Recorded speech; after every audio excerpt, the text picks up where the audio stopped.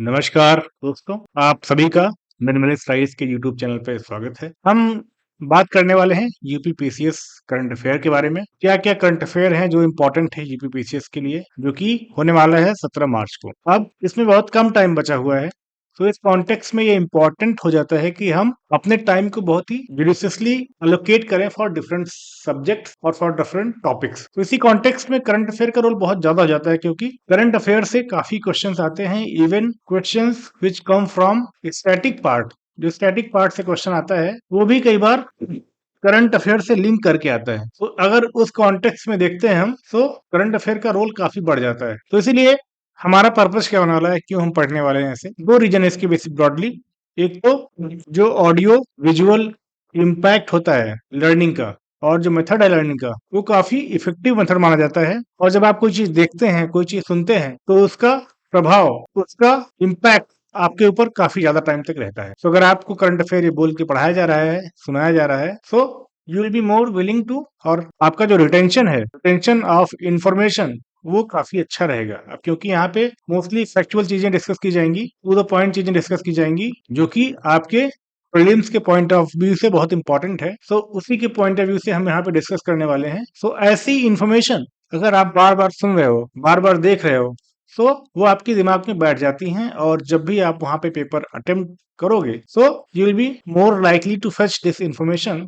तो इस कॉन्टेक्स्ट में ये ऑडियो विजुअल मेमोरी का बहुत बड़ा रोल होने वाला है। दूसरा क्या है, टाइम यूटिलाइजेशन। अब क्योंकि टाइम कम बचा हुआ है, और मैं ये नहीं कहूंगा कि आप सिर्फ मेरा वीडियो देखिए and everything will come from this video only, ऐसी घोषणा मैं नहीं कर सकता हूँ, क्योंकि मैं भगवान नहीं हूँ। पर अगर आप वीडियो देखते हो, तो आपका टाइम कैसे बचता है, कैसे ये आपको इफेक्टिवली हेल्प करेगा in learning and retaining various concepts and facts. वो ऐसे कि आप कुछ भी काम कर रहे हो, अपने कान में ईयरफोन लगा लिया आपने, और उस ईयरफोन के थ्रू आप लगातार सुन रहे हो, और आप जो अपना काम है, जैसे कि जो रेगुलर काम करते हो, आप चाय बना रहे हो, कभी कभी वॉक कर रहे हो, या कभी कुछ भी कर रहे हो, तो आप इन द बैकग्राउंड आप इस करंट अफेयर की वीडियो को चला के लगातार सुन भी सकते हो।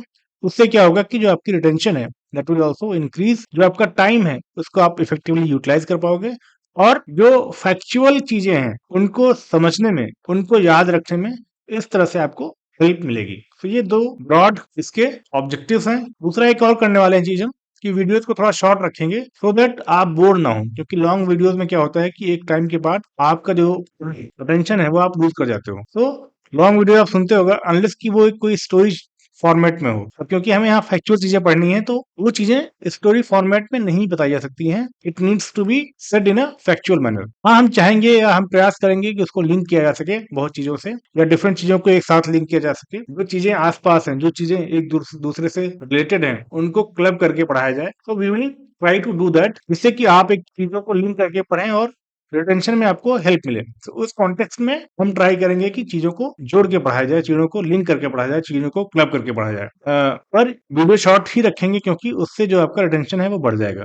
अगर वीडियो लॉन्ग होती है, तो उससे क्या होता है कि अनलेस की वो कोई स्टोरी है, अनलेस की वो कोई कॉन्सेप्चुअल एस्पेक्ट है, तब लॉन्ग वीडियो, लॉन्ग फॉर्मेट का वीडियो अच्छा होता है। पर अगर आप सिर्फ फैक्चुअल चीजें पढ़ रहे हैं, तो उस कॉन्टेक्स्ट में लॉन्ग वीडियो का रोल कम हो जाता है। उस कॉन्टेक्स्ट में लॉन्ग वीडियो का जो इफिशियंसी है, जो इफेक्टिवनेस है, जो यू कैन से आउटकम है, वो कम हो जाता है। तो इसलिए शॉर्ट वीडियो पे हम फोकस करने वाले हैं। तो स्टार्ट करते हैं। पहले देखते हैं कि इस वीडियो में क्या क्या कवर करने वाले हैं। एक जो भी स्टेट असेंबली इलेक्शंस हुए हैं 2023 में, इनको हम कवर करने वाले हैं। अभी लेटेस्ट 5 स्टेट असेंबली इलेक्शंस हुए हैं, और बिगिनिंग में 2023 की शुरुआत में 3 स्टेट्स में हुए थे। तो वहां पे देखेंगे कि हम कौन जीता, कि कौन यू कैन से सीएम बना, कौन सी पार्टी को कितना वोट मिला। बेसिक चीजें will try to cover, specially about these 5 states, क्योंकि ये क्या है, लेटेस्ट है। तो जो लेटेस्ट चीजें होती हैं, वो ज्यादा इंपॉर्टेंट हो जाती हैं हमारे एग्जाम के पॉइंट ऑफ व्यू से। फिर क्योंकि इसमें कई सारे स्टेट हैं जो नॉर्थ ईस्ट के हैं, तो नॉर्थ ईस्ट में एक और इश्यू चल रहा है, वो है मणिपुर वायलेंस का। उसको भी हम कवर करेंगे, देखेंगे कि बेसिक एस्पेक्ट्स क्या क्या है उसके, and will try to understand कि क्या क्या चीजें हैं जो इंपॉर्टेंट है in our own exam, which is going to be conducted on 17th March. उसके बाद इलेक्शन से ही जो रिलेटेड कुछ चीजें और डेवलपमेंट्स हुए हैं, जो इलेक्शन से रिलेटेड डेवलपमेंट्स हैं, उनके बारे में भी डिस्कस करना जरूरी है। जैसा कि मैंने बोला कि क्लब करके पढ़ने वाले हैं, तो जो भी इलेक्शन वाला मैटर है, will try to deal in this lecture. एक इंपॉर्टेंट चीज हुई है कि नेशनल पार्टी का जो स्टेटस है वो छीन लिया गया है किससे? TMC, NCP and CPI, Trinamool Congress national organ से, communist party of India and NCP का फुल फॉर्म अभी मुझे नहीं याद आ रहा है। सो इनसे जो है नेशनल पार्टी का स्टेटस ले लिया गया है बाय द इलेक्शन कमीशन। अब नेशनल पार्टी का स्टेटस दिया गया है आपको, आम आदमी पार्टी को, क्योंकि इन्होंने जो रिक्वायरमेंट थी वो पूरी की कहाँ पे? गुजरात में पूरी की, देन गोवा में पूरी की, देन दिल्ली में तो है ही इनकी, एंड पंजाब। तो 4 स्टेट में इनका प्रेजेंस है और जो रिक्वायरमेंट होती है जिसके बारे में हम आगे पढ़ेंगे उसको पूरा करने के बाद जो है इनको नेशनल पार्टी का स्टेटस दिया गया बाय द इलेक्शन कमीशन, जो कि रिस्पॉन्सिबल है for conducting elections in state legislative assemblies. तो जो भी स्टेट लेवल पे इलेक्शंस होते हैं, स्टेट लेजिस्लेटिव असेंबली पे इलेक्शन होते हैं, वो कौन करवाती है? वो करवाती है इलेक्शन कमीशन। सिमिलरली जो इलेक्शंस होते हैं फॉर द पार्लियामेंट और for the houses of parliament, उसको भी कंडक्ट कराती है कौन? Election commission. सिमिलरली जो प्रेसिडेंट एंड वाइस प्रेसिडेंट का इलेक्शन होता है उसको कंडक्ट कराने की जिम्मेदारी भी होती है इलेक्शन कमीशन की। तो will discuss all those things also, ठीक है। उसके बाद हम क्राइटेरिया के बारे में बात करेंगे। क्राइटेरिया क्या है for providing national party status? क्या क्या चीजें हैं जिसको फुलफिल करती है कोई पार्टी, तभी इसको नेशनल पार्टी का दर्जा दिया जाएगा by the election commission, otherwise it will be kept away और you can say it will be limited to certain number of party. शुरुआत करते हैं मध्य प्रदेश से। तो मध्य प्रदेश में अभी इलेक्शन हुआ, ये 15th असेंबली इलेक्शन एक तरह से कह सकते हो, जो बनेगी अभी assembly, it is 15th assembly जो फॉर्म हुई है अभी, जिसके सीएम कौन है? मोहन यादव जी हैं। उन्होंने किसको रिप्लेस किया है? मामा जी को। मामा जी का नाम क्या है? आप कमेंट में बताइए। तो मामा जी के साथ बहुत धोखा हुआ है, उनका नाम आपको पता होना चाहिए और उनका नाम कमेंट करके आप बताइए कि उनका क्या नाम है, ठीक है। अब यहाँ पे 230 कॉन्स्टिट्यूएंसीज होती हैं, जिसमें 35 एससी के लिए रिजर्व होती हैं और 47 एसटी के लिए। एससी मतलब शेड्यूल्ड कम्युनिटीज एंड एसटी मतलब शेड्यूल्ड ट्राइब्स। सो इनके लिए सीट्स रिजर्व होती हैं इन असेंबली इलेक्शंस में। अब जो वोटिंग हुई है वो कितनी हुई है? 77.15%। 27 महिलाओं ने विजय प्राप्त की है इन असेंबली इलेक्शन में। और अगर ओवरऑल पार्टी वाइज देखा जाए तो बीजेपी की को बहुमत मिली है विथ 163 सीट्स। अब बीजेपी ने चुनाव लड़ा था मामा जी के नेतृत्व में, पर चुनाव जीतने के बाद बीजेपी ने इनको बनाया सीएम। मोहन यादव जी हैं, जो प्रीवियस जो गवर्नमेंट थी बीजेपी की उसमें कौन थे? ये एजुकेशन मिनिस्टर थे। अब डिप्टी सीएम भी बनाए गए हैं दो लोगों को, जगदीश देवड़ा एंड राजेंद्र शुक्ला जी को। स्पीकर कौन है? नरेंद्र सिंह तोमर जी। तो हम सिर्फ फैक्चुअल चीजें डिस्कस कर रहे हैं, क्योंकि जो भी क्वेश्चन आएगा most probably it will come from the factual aspect. Conceptual aspect आपका क्लियर होगा पहले से कि इलेक्शन कैसे होता है, क्या क्या प्रोसेस है, स्पीकर कैसे इलेक्ट होता है, या सीएम कौन होता है, काउंसिल ऑफ मिनिस्टर क्या होता है, ये सब चीजें आपको पहले से पता होंगी। So we are not going into that part, क्योंकि उसका अभी टाइम भी नहीं है और रेलेवेंस भी नहीं है, ठीक है। तो ये कुछ फैक्चुअल चीजें हैं। फैक्चुअल चीजें क्या याद रखें आपको कि 15वां असेंबली इलेक्शन था ये, 230 सीट्स हैं वहां पे, और उनके यहाँ रिजर्वेशन जो है वो दिया जाता है एससी एंड एसटी को। 35 सीटें जो हैं वो एससी के लिए रिजर्व हैं और 47 सीटें एसटी के लिए रिजर्व हैं, ठीक। वोटिंग का जो परसेंटेज है दैट इज 77.15% वोटिंग हुई है।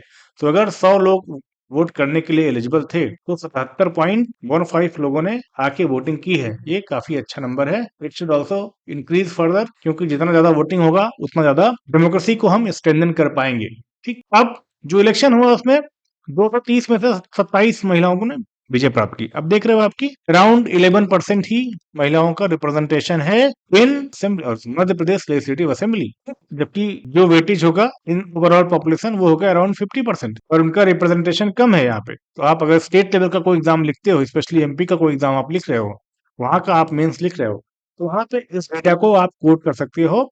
स्पेशली अगर क्वेश्चन आता है किसी वुमेन एम्पावरमेंट पे या रिप्रेजेंटेशन वाला कोई क्वेश्चन आता है, तो वहां पे आप एक ड्रॉबैक में इसको लिख सकते हो। अब यहाँ पे बीजेपी ने जितनी सीट जीती, कांग्रेस ने 66 जीती है। मोहन यादव जी बने हैं सीएम।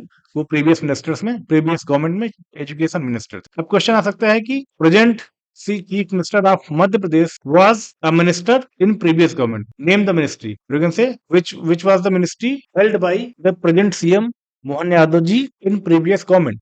तो वहां पे ऑप्शन क्या होगा? Education ministry. इस तरह से क्वेश्चंस पूछे जा सकते हैं आपके एग्जाम में। दूसरा क्या है? छत्तीसगढ़। छत्तीसगढ़ में जो असेंबली अभी क्रिएट हो रही है, जो बनी है, दैट इज 6th असेंबली। इसमें कितने हैं? 90 मेंबर हैं। 10 सीटें किसके लिए रिजर्व हैं? एससीज के लिए। 29 सीटें एसटीज के लिए इसमें रिजर्व है। इनका जो मस्कट था दैट इज चुनई चिरई।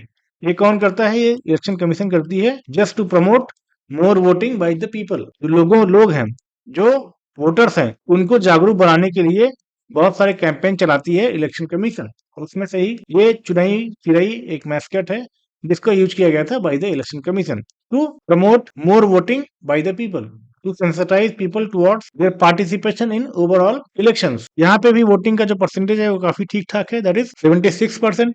यहाँ पे भी बीजेपी ने बहुमत बनाई है, 54 सीटें जीती हैं, कांग्रेस जीती 35 सीट। 19 महिलाएं यहाँ पे भी जीत के आई हैं। और यहाँ पे अगर देखोगे आप तो जो वुमेन का शेयर है इन ओवरऑल असेंबली वो काफी अच्छा है। 1/5 से ज्यादा महिलाओं का से महिलाएं चुनाव जीती हैं इन छत्तीसगढ़। वहीं एमपी, जिसका कि छत्तीसगढ़ पहले पार्ट था, वहां पे कितनी जीती हैं? Only 27 out of 230।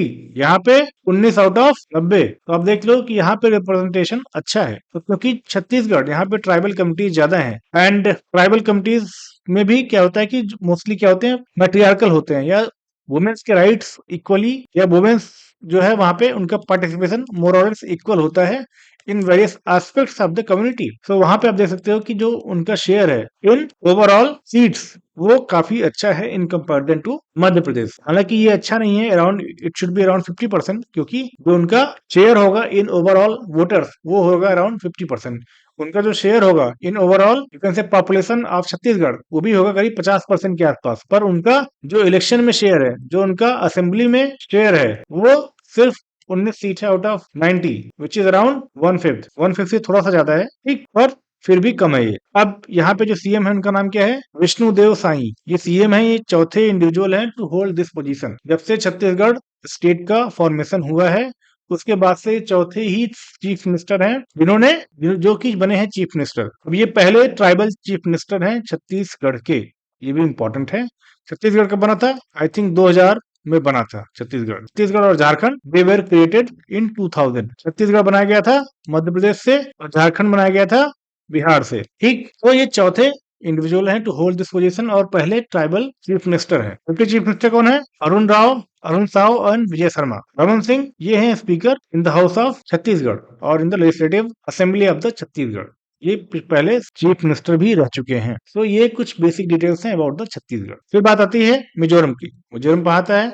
North east area में आता है, रीजन में आता है। अभी मणिपुर डिस्टर्बेंस के बारे में पढ़ेंगे हम, मणिपुर वायलेंस के बारे में पढ़ेंगे हम, क्या इशू है, क्यों इतना वायलेंस बढ़ रहा है वहां पे, इसके बारे में भी हम समझेंगे। अब देखते हैं पहले मिजोरम के बारे में। 9th असेंबली इलेक्शन हुआ ये, 40 मेंबर है यहाँ पे। 39 सीट्स रिजर्व है किसके लिए? एसटीज के लिए, क्योंकि शेड्यूल ट्राइब डोमिनेटेड एरियाज हैं ये, ठीक है। 5th and 6th schedule of the constitution में भी 5th एंड 6th शेड्यूल के अंदर जो नॉर्थ ईस्ट के बहुत सारे स्टेट्स हैं उनको रखा गया है, सो दैट वहां की जो ट्राइबल पॉपुलेशन है उनको प्रोटेक्ट किया जाए।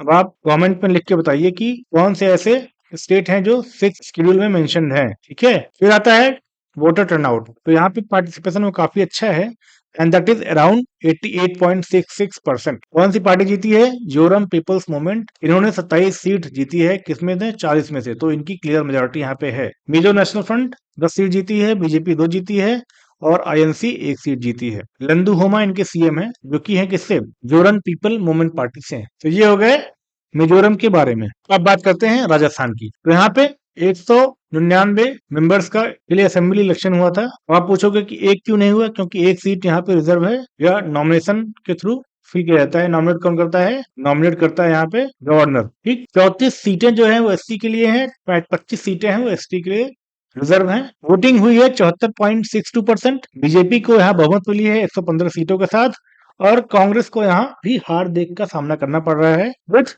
69 सीट्स। 20 महिलाओं ने विजय प्राप्त की है इन असेंबली इलेक्शंस में, और जो सीएम बने हैं वो बने हैं भजन लाल शर्मा। अब ये काफी सरप्राइजिंग था, क्यों?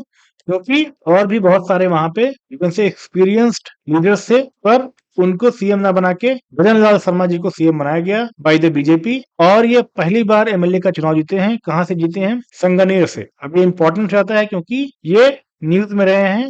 ही वॉज एन, एक तरह से कह सकते हो कि किसी को लगा नहीं होगा कि इनको सीएम बनाया जाएगा, क्योंकि ये पहली बार एमएलए का चुनाव जीत के आ रहे हैं। और कहां से जीत के आ रहे हैं? That is Sanganer. पर बीजेपी ने डिसाइड किया कि भजन लाल शर्मा जी को चीफ मिनिस्टर बनाया जाएगा राजस्थान का। डिप्टी सीएम कौन कौन है? दिव्या कुमारी है और एक प्रेमचंद भैरवा। ठीक, तो ये आपको कुछ डिटेल्स हैं about the Rajasthan assembly election. Telangana की बात करते हैं। ये था थर्ड असेंबली इलेक्शन के थ्रू यहाँ पे जो भी असेंबली बन रही है that is third assembly. 119 member हैं, 19 सीटें जो है रिजर्व है एसटीज के लिए, 12 हैं एसटीज के लिए रिजर्व। वोटिंग कितनी हुई है? 71.34%। अब जो यहाँ की इंडियन नेशनल कांग्रेस प्लस एक अलाई है उसकी सीपीए, इन्होंने कितनी सीट जीती टोटल? 65 सीट जीती हैं। और भारतीय राष्ट्र साथी बीआरएस वो कितनी जीती है? 39 सीट। बीजेपी को मिली है सिर्फ 8 सीटें। तो यहाँ पे कांग्रेस बनाएगी गवर्नमेंट, यहाँ पे कांग्रेस की गवर्नमेंट बनेगी। अब ये बीआरएस जो है देवर रूलिंग बिफोर दिस इलेक्शन, अभी ये क्या बनेंगे? अपोजिशन में बैठेंगे। सीएम कौन होंगे? अनुमुल्ला रेवांत रेड्डी। सीएम भट्टी विक्रमार्का। ठीक है, सॉरी अगर कुछ प्रोनाउंसिएशन में दिक्कत आ रही हो तो, कई बार नाम थोड़े अलग से होते हैं and it becomes difficult to pronounce them rightly, so उसके लिए अपॉलॉजीज। ठीक है, तो ये कुछ बेसिक डिटेल्स हैं तेलंगाना इलेक्शंस के बारे में। अब आपको कमेंट में बताना है कि अभी इसके पहले कौन थे वहां के चीफ मिनिस्टर, जो कि आई थिंक 2 टर्म से वहां पे चीफ मिनिस्टर रहे हैं, उनके बारे में आपको बताना है। क्योंकि बना था तेलंगाना कब? 2014 में बना था आई थिंक, और उसके बाद से उनकी पार्टी ही 2 बार इलेक्शन जीती है। ठीक, अगली बात करते हैं। ये 3 स्टेट हैं जिनका इलेक्शन हुआ है कब? अर्ली 2023 में। इनकी बात करते हैं। त्रिपुरा में 60 मेंबर्स की असेंबली है, बीजेपी ने 32 सीट जीती थी। और तिप्रा मोथा एक पार्टी है जिसने 13 सीट जीती हैं। सीएम कौन बना है? मनीष शाह, सेकंड टाइम बने हैं सीएम। मेघालय की बात करते हैं। यहाँ पे भी 60 मेंबर हैं। यहाँ पे वोटर टर्नआउट 81.57% हुआ था। यहाँ पे नेशनल पीपल्स पार्टी ने 26 सीटें जीती हैं। और यहाँ पे जो पार्टी और सीएम जो बने हैं वो बने हैं कॉनरेड संगमा, सेकंड टाइम बने हैं सीएम ये। इनकी पार्टी जीती है कितना? 26 सीटें। फिर बात करते हैं नागालैंड की। यहाँ भी 60 सीटें हैं। बीजेपी और national democratic progressive party NDPP, ये दोनों ने मिलकर 33 सीटें जीती हैं। और इनपे सीएम कौन बने हैं? नेफ्यू रियो, 5वीं बार लगातार सीएम बन रहे हैं इन नागालैंड। तो सीएम्स के नाम आपको याद होने चाहिए, क्योंकि आपको वहां पे मैच द फॉलोइंग टाइप के क्वेश्चन भी पूछ सकता है कि अभी जो 2023 में असेंबली इलेक्शन हुए थे उस कॉन्टेक्स्ट में आप स्टेट के आगे सीएम का नाम देके they can ask you to match the following. तो उस केस में आपको बेसिक अंडरस्टैंडिंग होनी चाहिए कि कौन से स्टेट में कौन कौन सीएम बना है, किस पार्टी का है। वो आपको ना भी पता हो तो चलेगा, क्योंकि मोस्ट प्रोबेबली पार्टी के बारे में नहीं पूछेंगे। एंड पर पूछ सकते हैं आपको कि सीएम का नाम क्या है, what is the name of CM in that particular state. वहां पे मैच द फॉलोइंग करके क्वेश्चन आपसे पूछा जा सकता है इन योर पीसीएस एग्जामिनेशन। तो ये हुए कुछ स्टेट असेंबली इलेक्शन के बारे में। अब बात करते हैं वायलेंस इन मणिपुर। क्या हुआ मणिपुर में? हाई कोर्ट ने एक जजमेंट दिया। उसने बोला कि जो मैती कम्युनिटी है इनको आप शेड्यूल ट्राइब का स्टेटस दो इन द स्टेट। इससे क्या होगा? इनका जो रिप्रेजेंटेशन है वो बढ़ जाएगा किसमें? असेंबलीज में। और वेरियस जो इंस्टीट्यूशंस हैं, गवर्नमेंट के इंस्टीट्यूशंस हैं, वहां पे भी इनका रिप्रेजेंटेशन बढ़ जाएगा। तो किसको थ्रेटन किया? जो वहां की अदर कम्युनिटी है दैट इज कुकी कम्युनिटी, इसको थ्रेटन किया इस पर्टिकुलर जजमेंट ने। तो इन लोगों ने विरोध किया। और उस कॉन्टेक्स्ट में कुछ फेक न्यूज भी चली, जिसमें दिखाया गया कि एक पर्टिकुलर कम्युनिटी ने दूसरी पर्टिकुलर कम्युनिटी की किसी महिला का रेप किया और उसे मार डाला। ठीक है, वो कि फेक न्यूज था, ऐसा हुआ नहीं था। वो मतलब वो घटना सही थी, पर वो किसी और कॉन्टेक्स्ट में थी, वो किसी और कम्युनिटी के बारे में थी, वो किसी और पर्सन के बारे में थी। ठीक, पर इसको इस तरह से सर्कुलेट किया गया on WhatsApp and other social media platform, जैसे कि एक कम्युनिटी ने दूसरी कम्युनिटी की बच्ची को मार डाला। ठीक, तो उसके अगेंस्ट क्या हुआ कि मणिपुर में जो दूसरी कम्युनिटी, जिस कम्युनिटी ने समझा कि उसकी कम्युनिटी के बच्ची का रेप हुआ है और उसको मार दिया गया है बेरहमी से, उस कम्युनिटी ने जिस कम्युनिटी पे आरोप लगा था कि जिस कम्युनिटी ने काम किया है, उस कम्युनिटी की 2 महिलाओं को नेकेड परेड कराया, उनको मारा और नेकेड परेड कराया इन ओपन एरिया, जिसका वीडियो बना और जो वीडियो वायरल हुआ, और जिसके चलते फर्दर क्या हुआ, जो वायलेंस है वो बढ़ गया और अभी भी वहां पे वायलेंस की स्थिति बनी हुई है। तो ये एक बेसिक कॉन्टेक्स्ट हो गया वहां पे मणिपुर में वायलेंस क्यों चल रहा है। ठीक, अब जो कम्युनिटीज, जो एससी एसटी, यू कैन से जो एसटी कम्युनिटीज, एसटी स्टेटस देने के लिए जो बहुत सारी कमिटीज बनी है, कमीशन बने हैं, उनके बारे में थोड़ी बात कर लेते हैं। तो एक है लोकर कमेटी, ये 1965 में बनी थी। इसने कहा कि 5 क्राइटेरिया हैं फॉर आइडेंटिफिकेशन ऑफ एसटीज। क्या क्या क्राइटेरिया है ये प्रिमिटिव ट्रेट्स होने चाहिए, डिस्टिंक्ट कल्चर होना चाहिए, ज्योग्राफिकल आइसोलेशन होना चाहिए, shyness of contact with community at large and backwardness होना चाहिए। तो ये 5 क्राइटेरिया हैं जो होने चाहिए for a community to be identified as scheduled tribe. तो ये लोकुर कम्युनिटी ने बात कही है। अब इसमें क्वेश्चन शायद इस पैरामीटर्स के बारे में ना आए, पर दे कैन आस्क कि which one of the following committee is related to identification of STs और which were formulated for identification of STs. उसमें ये नाम दिया जा सकता है और ये बोल सकते हैं कि which one of the following committee is not related to the identification of STs in India. दूसरी कौन सी कमेटी है? गोरिया कमीशन। ये बनी 2002 से 2004 के बीच में। बहुत सारे इश्यूज जो एसटी कम्युनिटी को फेस करना पड़ता है इंडिया में, उसके बारे में इसने अपनी डिटेल रिपोर्ट दी। ठीक कि फिफ्थ शेड्यूल कैसे काम कर रहा है, वो सही से काम कर रहा है कि नहीं कर रहा है। ट्राइबल लैंड और फॉरेस्ट जो चीजें हैं जो प्रोड्यूस है, उसका उपयोग ट्राइबल कम्युनिटी अच्छे से कर रही है कि नहीं कर रही है, या उनका किस तरह से यू कैन से मिसयूज हो रहा है, या किस तरह से ट्राइबल लैंड को साइफंड ऑफ किया जा रहा है, छीन लिया जा रहा है by other non tribal communities. उसके बारे में भी बात की। हेल्थ उनका कैसा है, उनको एजुकेशन किस तरह का मिल रहा है, उसके बारे में क्या कंडीशन है उसकी। पंचायत कैसे काम कर रहे हैं उसके बारे में। स्टेट ऑफ ट्राइबल वुमेन, जो ट्राइबल कम्युनिटीज हैं वहां पे वुमेन का क्या स्टेटस है, उसके बारे में भी इस कमीशन ने डिटेल्ड स्टडी की। फिर क्या था, एक हाई लेवल कमेटी 2013 में बनाई गई, किसके अंदर प्रोफेसर वर्जीनियस जाजा कंसीडर्ड 5 क्रिटिकल इश्यूज उन्होंने कंसीडर किए। क्या क्या है वो? लाइवलीहुड एंड एम्प्लॉयमेंट, कि क्या उनका लाइवलीहुड है, उनके खाने पीने का सोर्स क्या है, उनके कमाने का सोर्स क्या है, उसके बारे में उन्होंने देखा। फिर देखा कि एजुकेशन किस तरह की मिल रही है उनको, क्या उनके पास क्वालिटी एजुकेशन है, क्या उनके पास मॉडर्न एजुकेशन है, क्या उनके पास रेलेवेंट एजुकेशन है in terms of you can से एम्प्लॉयमेंट एंड लाइवलीहुड। फिर हेल्थ कैसा है उनका। फिर इनवॉलंटरी डिस्प्लेसमेंट एंड माइग्रेशन का जो सिचुएशन है ट्राइबल्स के लिए, क्योंकि नॉर्मली क्या होता है, they live in a forest area and often forest are being destroyed और साइफन्ड ऑफ और converted into various industrial areas, या किसी और पर्पस के लिए उसका उनका ऑक्यूपेशन हो जाता है फॉरेस्ट का। या कई बार फॉरेस्ट को क्या डिक्लेयर कर देते हैं, हम डिक्लेयर कर देते हैं national park, tiger reserve, biosphere reserve. So जो वहां की कम्युनिटीज हैं often they have to migrate to different location. तो उसका क्या प्रभाव पड़ रहा है अदर एस्पेक्ट पे, जैसे एम्प्लॉयमेंट पे क्या प्रभाव पड़ रहा है, उनकी एजुकेशन पे क्या प्रभाव पड़ रहा है, उनकी हेल्थ पे क्या प्रभाव पड़ रहा है। इस कमेटी ने इसके बारे में भी बात की। फिर लीगल एंड कॉन्स्टिट्यूशनल इश्यूज क्या क्या है ट्राइबल कम्युनिटीज से रिलेटेड, जो भी चीजें मेंशन की गई हैं कॉन्स्टिट्यूशन में, उसका इम्प्लीमेंटेशन कैसा हो रहा है और क्या क्या इसके इम्पैक्ट हैं, वो सब चीजों के बारे में भी बात। ठीक, तो वो थी कुछ कमिटीज और कमीशंस जो रिलेटेड हैं किससे, एसटीज से। अब इनके नाम आपको पता होने चाहिए, स्पेशली प्रीलिम्स के एग्जाम के कॉन्टेक्स्ट में। नॉर्मली वो नाम ही पूछेंगे, या पूछेंगे कि कौन सी कमिटी रिलेटेड है विद द एसटीज और कौन सी कमिटी नहीं रिलेटेड है। तो उस केस में आप जो है एलिमिनेट कर देते हो, एलिमिनेट कर सकते हो कुछ ऑप्शंस को, और by eliminating you can reach to right answer. ठीक, तो इस तरह से क्वेश्चन आपके पूछे जा सकते हैं इन योर प्रीलिम्स एग्जामिनेशन। अब बात करते हैं नेशनल पार्टी स्टेटस। सो आम आदमी पार्टी को अभी इलेक्शन कमीशन ने रिसेंटली नेशनल पार्टी का दर्जा दे दिया है। नेशनल पार्टी का दर्जा मिलने से बहुत सारे फायदे होते हैं। एक तो फायदा यही है कि इलेक्टोरल बॉन्ड्स में उनका शेयर बढ़ जाता है, या इलेक्टोरल बॉन्ड्स वो इश्यू कर सकते हैं अपने नाम से एट द नेशनल लेवल। एक तो ये फायदा है, और बहुत सारे प्रिविलेजेस मिलते हैं कि जैसे रेडियो पे टाइम हो गया, और बहुत चीजें हैं जो मिलती हैं जिनका बेनिफिट है by being declared as a national party. लोगों में परसेप्शन भी बढ़िया बनता है, और बहुत चीजें होती हैं। अब बात करते हैं कि आप पार्टी की गवर्नमेंट कहाँ कहाँ पे है, या आप पार्टी को ये दर्जा क्यों मिला। क्योंकि उनका जो प्रेजेंस है वो स्टेट पार्टी का है इन दिल्ली, गोवा, पंजाब एंड गुजरात। इन जगहों पे ये state party as a state party declare हो गई हैं, या as a state party registered है in the election commission document.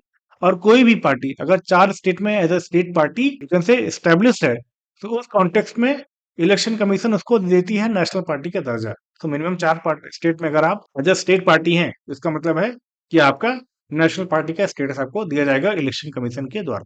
तो इसी वजह से, क्योंकि इन 4 जगहों पे आपने एज अ स्टेट पार्टी अपना प्रेजेंस एस्टेब्लिश किया, और उस कॉन्टेक्स्ट उसी के कॉन्टेक्स्ट में इलेक्शन कमीशन ने इसको नेशनल पार्टी का दर्जा देने की बात कही। अब देख लेते हैं कौन कौन सी पार्टीज हैं जो नेशनल पार्टीज हैं। अभी इस पे क्वेश्चन आपके आ सकते हैं, क्योंकि बहुत सारा फेरबदल हुआ है, अभी बहुत सारा फेरबदल किया गया है इलेक्शन कमीशन के द्वारा। तो उस कॉन्टेक्स्ट में मॉडिफाइड जो लिस्ट है वो आपको पता होनी चाहिए। आप है, बीएसपी है, बहुजन समाज पार्टी, बीजेपी है, भारतीय जनता पार्टी, सीपीआई है, communist party of India Marxist, और इंडियन नेशनल कांग्रेस है, देन नेशनल पीपल्स पार्टी। तो ये जो चीजें हैं, ये जो पार्टीज हैं, ये नेशनल पार्टीज हैं इन इंडिया। ठीक, ये एक पार्टी जो है ये नॉर्थ ईस्ट की है। जो संगमा जी थे ये इस पार्टी के you can say he belongs to this party और he is one of the main leader और की लीडर ऑफ दिस पार्टी। अब बात करते हैं कि क्राइटेरिया क्या है किसी एक पार्टी को नेशनल पार्टी का दर्जा देने के लिए। नेशनल पार्टी का दर्जा देने के लिए क्राइटेरिया क्या यूज करती है इलेक्शन कमीशन। अब ये मेंशन किसमें है, political parties and election symbols 2019 का हैंडबुक है, इसमें मेंशन है। अब इससे भी क्वेश्चन आ सकता है कि कौन सा ऐसा फॉलोइंग डॉक्यूमेंट है जिसके अंदर ये मेंशन किया गया है कि किसी पार्टी को कैसे नेशनल पार्टी का दर्जा दिया जाएगा। तो 3 कंडीशन है, देख लेते हैं इनके बारे में। पहला क्या है कि सपोज भी 2024 में लोकसभा का इलेक्शन होने वाला है, ठीक, जितनी भी सीटें हैं 543 सीटों पर मान लो इलेक्शन हुआ, ठीक, तो अगर इसका 2% सीट वो कोई एक पार्टी जीतती है 3 स्टेट में मिला के, ठीक, किसी एक स्टेट में नहीं 3 स्टेट में मिला के, कम से कम 3 स्टेट मिला के, मतलब तीनों स्टेट में कुछ कुछ सीट वो जीते, ऐसा नहीं कि एक ही स्टेट से पूरा 2% सीट जीत जाए। तो अगर 543 है तो इसका 2% जो भी होता है करीब कितना होगा इसका 2%, 2, 2, 4, 10 यही हो गया, करीब 5 होगा, सॉरी 15 होगा, 11 होगा, 11 सीट होगा, ठीक। तो अगर करीब 11 सीट 2% सीट जीतती है कोई भी पार्टी, कहाँ से, और ये 11 सीट डिस्ट्रीब्यूट होना चाहिए 3 स्टेट में, कम से ये 11 सीट जो है जो 2% सीट है ये कम से कम 3 स्टेट से आने चाहिए, तभी जाके उस पार्टी को नेशनल पार्टी का दर्जा दिया जाएगा। तो क्या क्राइटेरिया है कि 2% of the total seats, total Lok Sabha seats, वो कोई एक पार्टी अगर जीतती है, वो भी जो सीट्स है वो 3 स्टेट से आने चाहिए, किसी एक पर्टिकुलर स्टेट से नहीं आना चाहिए, जाके उस पार्टी को नेशनल पार्टी का दर्जा दिया जा सकता है बाय द इलेक्शन कमीशन। दूसरा क्या है क्राइटेरिया कि अगर कोई पार्टी है उसके जितने कैंडिडेट्स ने इलेक्शन लड़ा था उन्होंने 6% of the total valid votes की, अगर मान लो 100 वोट पड़े तो 6 वोट उनको मिला किसी भी 4 से ज्यादा स्टेट में, किसी भी एक लोकसभा या असेंबली इलेक्शन में, ठीक। 2 चीजें इसमें, 4 स्टेट में ऐसा हुआ कि जो भी जितने भी वोट पड़े उसमें से 6% जो शेयर है वो जाता है इस पर्टिकुलर पार्टी के कैंडिडेट्स को, ठीक है। 6% शेयर उन्होंने पा लिया, या तो लोकसभा में अगर चुनाव हुआ तो 4 स्टेट्स में अगर 6% ज्यादा वोट शेयर उन्होंने पाया तब जाके, या दूसरा 4 असेंबली इलेक्शन में उन्होंने 6% से ज्यादा सीट से वोट जो है वो गेन किया उनके कैंडिडेट्स ने, एक कंडीशन ये हो गई। और इसके साथ ही साथ उनके कम से कम 4 एमपी जो हैं वो लोकसभा में होने चाहिए। तो दोनों कंडीशन एक साथ सेटिस्फाई होनी चाहिए, तभी जाके दे can ask for national party status in India, ठीक। तो 2 चीजें हैं इसमें, ये जो वाली कंडीशन इसमें 2 चीजें हैं, एक तो ये कि स्टेट असेंबली इलेक्शन या लोकसभा इलेक्शन में आपके जो कैंडिडेट्स हैं वो किसी भी 4 स्टेट में इंडिविजुअली 6% से ज्यादा वोट शेयर उनका होना चाहिए ओवरऑल कैंडिडेट्स का मिला के इन दैट पर्टिकुलर स्टेट, ठीक, चाहे वो स्टेट असेंबली इलेक्शन हो या लोकसभा इलेक्शन। ऐसे ही 4 स्टेट में जो भी कैंडिडेट्स हैं किसी एक पार्टी के, वो कंबाइंड वे में 6% से ज्यादा वोट वोट ले आए, तब जाके, मतलब जितना भी वोट पोल हुआ, जैसे सपोज 100 वोट पोल हुआ, 100 वोट अगर पड़ा किसी इलेक्शन में तो 6% यानी कि 6 वोट चाहिए उनको एक स्टेट में, देन 6 दूसरे स्टेट में, 6 से ज्यादा तीसरे स्टेट में, और 6 से ज्यादा चौथे स्टेट में, ऐसे ही 4 स्टेट में कम से कम 6% वोट उनको मिलना चाहिए। इसके साथ ही उनके कम से कम 4 एमपी भी इलेक्ट होके जाएं, इसमें लोकसभा में। अगर ये दोनों कंडीशन एक साथ सेटिस्फाई होती है तब जाके they are eligible for national party status in India. फिर तीसरा क्या है, यही जिसका यूज करके आम आदमी पार्टी को दिया गया क्या, नेशनल पार्टी का दर्जा। ये क्या है कि किसी एक पार्टी जो है वो 4 स्टेट में, 4 या 4 से अधिक स्टेट में as a state party recognise हो चुकी हो, ठीक है, उस कंडीशन में उसको मिलता है नेशनल पार्टी का दर्जा। उस कंडीशन में that party can demand national party status bye the election commission of India. तो ये रही कुछ बातें जिसको आपने डिस्कस किया। अगर आपको अच्छा लगा हो, कुछ आपके डाउट हो, कुछ आपका स्पेशल यू कैन से नीड हो, या कुछ डिमांड हो आपकी स्पेशल, या कुछ फीडबैक हो आपका, तो आप कमेंट करके बताइए। We go through all the comments and we try to accommodate them. Thank you guys for listening, see you again, bye bye, take care.